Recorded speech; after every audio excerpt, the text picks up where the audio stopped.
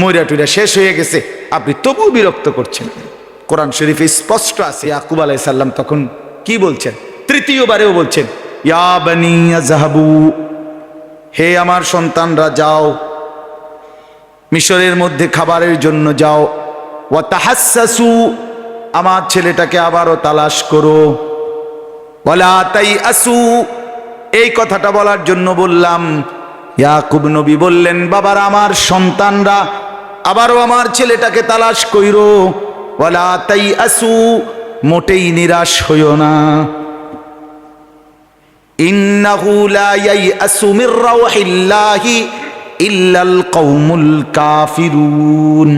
এই যে ইয়াকুব নবী বললেন, বাবারা সন্তানরা শোনো, নিশ্চয়ই আল্লাহর রহমত থেকে নিরাশ হতে পারে শুধুই মাত্র সে কাফের সম্প্রদায় যে